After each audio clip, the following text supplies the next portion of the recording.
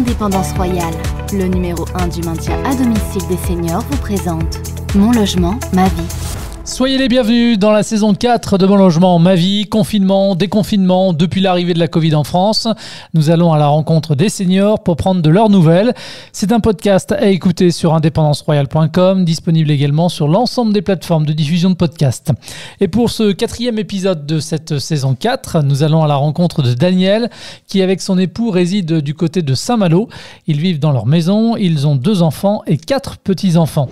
Bonjour Daniel, merci de répondre gentiment à mes questions. Alors comment s'est déroulé pour vous cette première moitié de l'année, ces 6 premiers mois, comment ça s'est déroulé? Les 6 premiers mois, on a fait comme tout le monde, on est resté chez nous et puis c'est tout. On a fait le minimum de déplacements, c'est tout.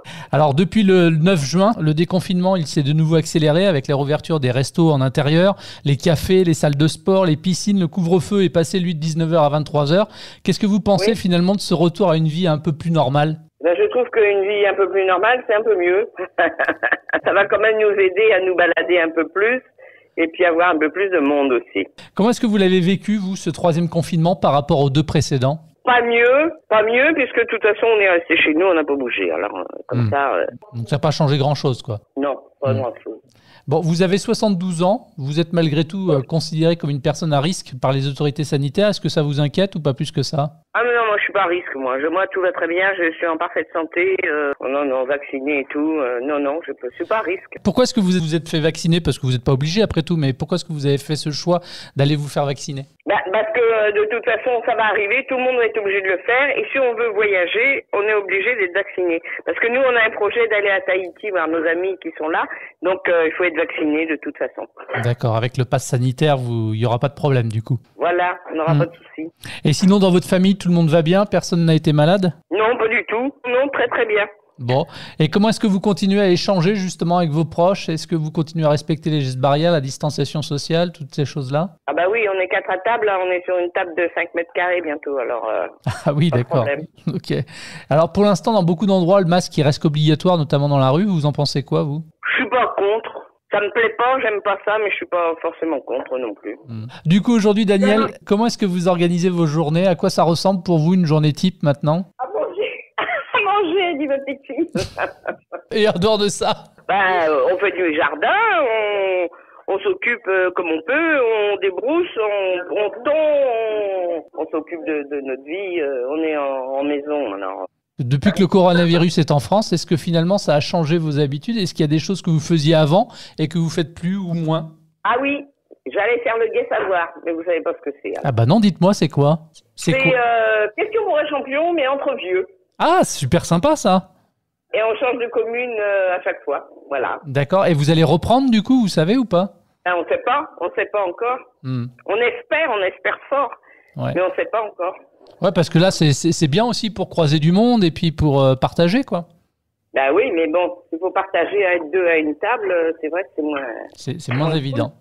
Et sinon, dans la vie, vous avez des hobbies, des passions, Daniel? Des hobbies, des passions, j'ai pas de passion, moi. Je suis passionnée que de mon mari. Ah oui, il en a de la chance. Non, je bricole, je fais des tableaux, oui, en petites perles et machin, donc voilà.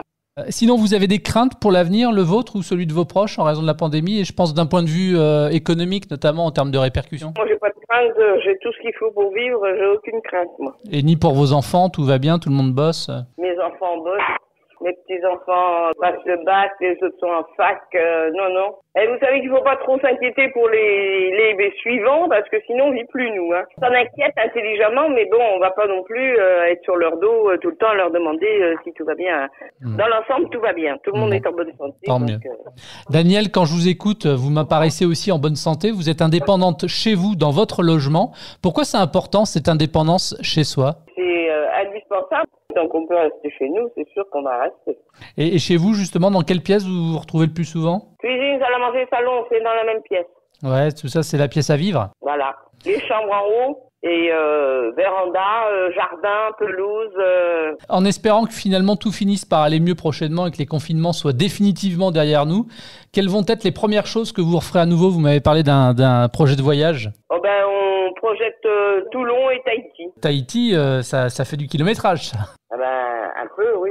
Un peu mon neveu. Bon, vous avez une idée de ce que vous allez faire un peu cet été, là? Je reste chez moi, je coucoune mon mari et je reçois mes neveux et mes petits-enfants. Bah oui, c'est déjà pas mal, ça occupe, hein. Bah oui. Déjà.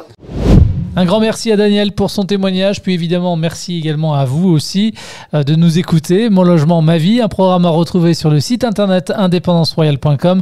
Vous pouvez également vous abonner à ce rendez-vous depuis toutes les plateformes de diffusion de podcasts. À très vite pour un prochain épisode.